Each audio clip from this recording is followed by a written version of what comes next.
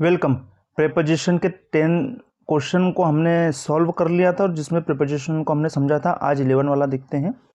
The school is the hospital. तो school है hospital के नियर। तो ये नियर का मतलब क्या होता है? पास में। नियर का मतलब क्या होता है? पास में या समीप। तो जब भी आपको कोई सी चीज बोलनी है, देखो एक चीज दूसरी चीज के यदि पास में है तो आप क्या बोलोगे? नियर का यूज करोगे। इसको आपको जरूर ध्यान रखना है। तो क्लोज इन डिस्टेंस मतलब नियर। जो चीज डिस्टेंस में मतलब दूरी में कितनी हो, पास में हो, उसको हम नियर से बताएंगे प्रेपोजिशन में। इस बात को आपको ध्यान रखना है, ठीक है ना। देखते हैं 12 वाला। ही वॉज बोर्न, एक लड़का पैदा हुआ था मंडे के दिन। मंडे के दिन।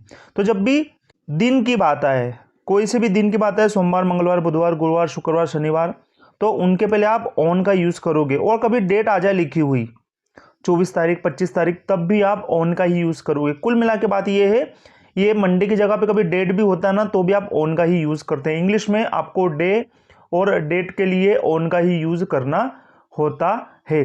साथ ही साथ हमने ऑन का यूज किस चीज के लिए पढ़ा था? सरफेस के कांटेक्ट के लिए। He was sitting on the chair, लड़का चेयर पर बैठा है। तो चेयर और उसके बैठने की पोजीशन एक दूसरे से टच में है, ठीक है ना। तो ऑन का यूज वहां पर भी हमने किया था।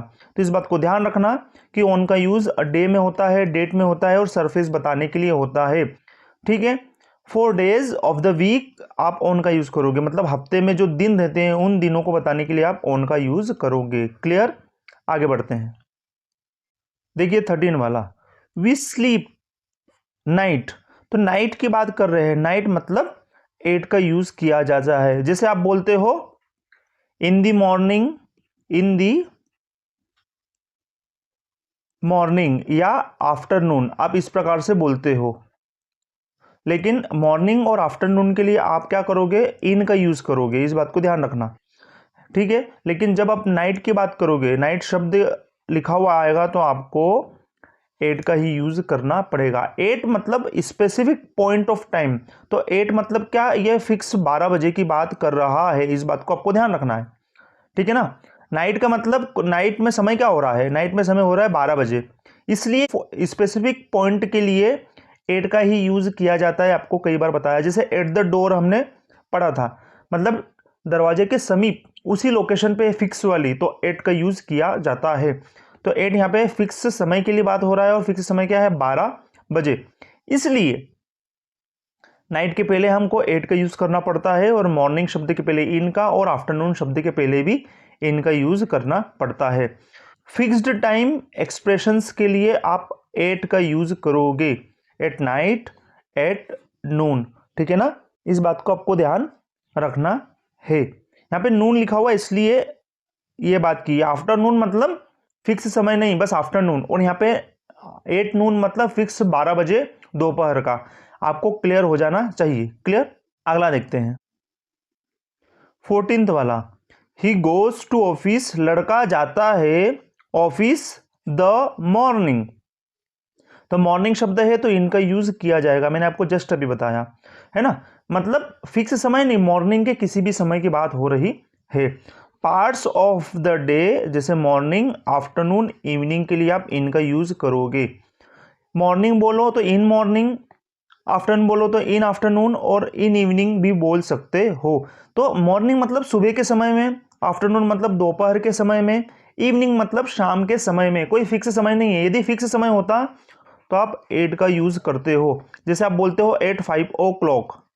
अब 5 जो है ये तो सुबह का होगा या तो शाम का होगा, लेकिन शाम के लिए तो यहाँ इवनिंग लिखा हुआ है ना। और इवनिंग के पहले तो इन लगता है, लेकिन यहाँ पर इन इवनिंग का मतलब शाम के किसी भी समय, और 8 का मतलब फिक्स समय। तो 8 मतलब फिक्स समय और इन मतलब उस टाइम ड्यूरेशन में, ठीक है ना। मॉर्निंग की टाइम ड्यूरेशन में, आफ्टरनून की टाइम ड्यूरेशन में और इवनिंग की टाइम ड्यूरेशन में, ठीक है। आगे बढ़ते हैं। देखिए 15 वाला। The teacher is writing black board. तो ब्लैक बोर्ड पर टीचर लिख रही है। अब टीचर राइटिंग कर रही है तो राइटिंग किस चीज से कर रही होगी? पेन से। आप बोल सकते हो ब्लैक बोर्ड है तो पेन से तो नहीं होगा। यदि वो स्मार्ट बोर्ड होगा तो पेन से ही होगा, या तो चौक का यूज करेंगे, ठीक है। तो आप जब इस चीज़ का यूज़ करोगे तो ब्लैक बोर्ड पर ये चीज़ टच होगी, और टच होगी तो आप ऑन का यूज़ करोगे। तो सरफेस के लिए आप ऑन का ही यूज़ करते हो टच में। यहाँ पर क्या हो रहा है, बोर्ड, ब्लैक बोर्ड पर आप चौक से या पेन से टच कर रहे हो, तो दो चीज़ एक साथ टच हो रही है, जो टच हो रही है, इसलिए हम ऑन का यूज़ कर रहे हैं। इस बात को आपको ध्यान रखना है। क्लियर?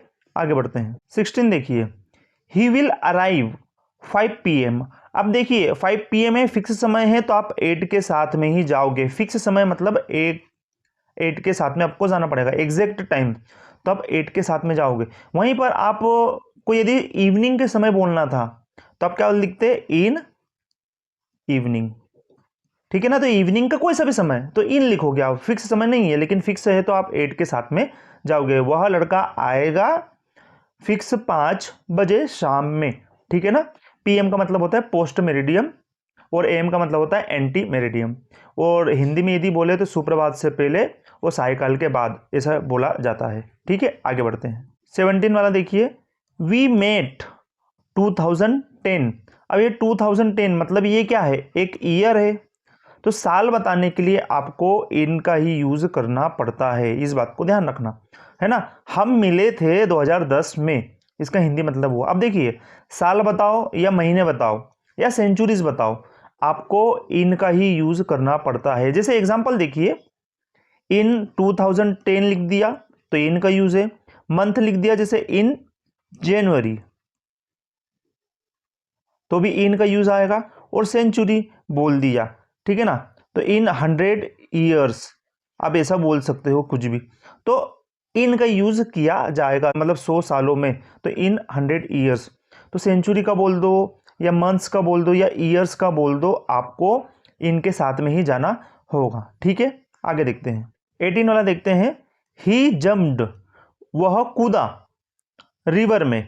तो कहने का मतलब वो था जमीन पर, ये घास दिख रही है, वो था जमीन पर, फिर वो नदी में कूद गया। तो यहां से मूवमेंट करते करते मोशन में वो इस साइड कूदा।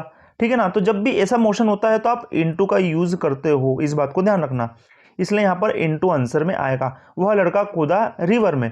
रिवर में कूदा, इसका मतलब रिवर से रिवर में नहीं कूदा, ठीक है ना, वो जमीन से रिवर में कूदा, तो उसने मूवमेंट करी। मूवमेंट है तो इनटू के साथ में आप जाओगे। तो मूवमेंट बताना हो बाहर से अंदर की ओर, वो बाहर है, बाहर से कहीं पर अंदर की ओर जा रहा है, इसलिए इनटू का यूज किया जाता है। अब मैं आपको बताता हूं इनटू का मतलब क्या। इनटू का मतलब देखो, इन मतलब क्या है, इनसाइड, इन मतलब हो गया इनसाइड, और टू मतलब हो गया डायरेक्शन। टू मतलब हो गया डायरेक्शन, तो डायरेक्शन किस ओर है उसकी, इनसाइड है।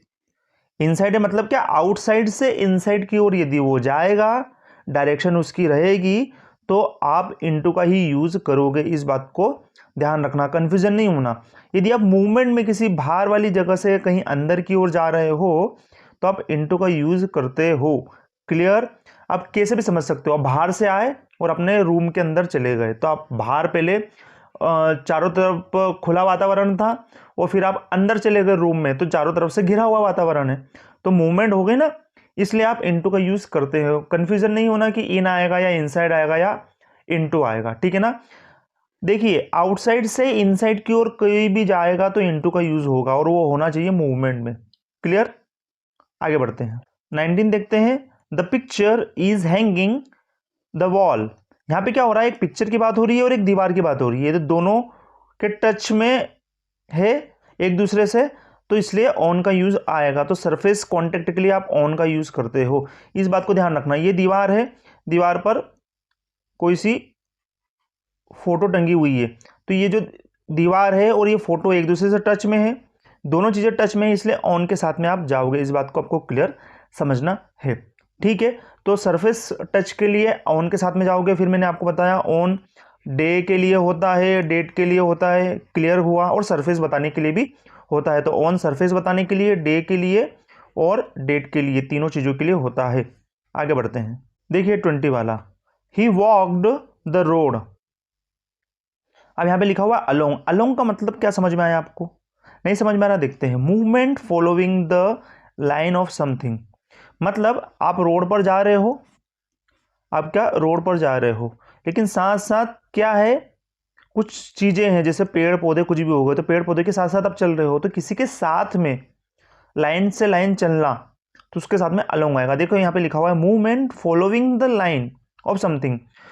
किसी चीज की लाइन के साथ में आप मूवमेंट यदि करते हो तो अलोंग आएगा, इस बात को ध्यान रखना। जैसे मैं पेड़ों के साथ साथ आगे ही बढ़ते जा रहा था, तो पेड़ तो वहीं थे लेकिन आप उस डायरेक्शन में उस लाइन से आगे बढ़ते जा रहे थे, तो अलोंग के साथ में आप जाओगे।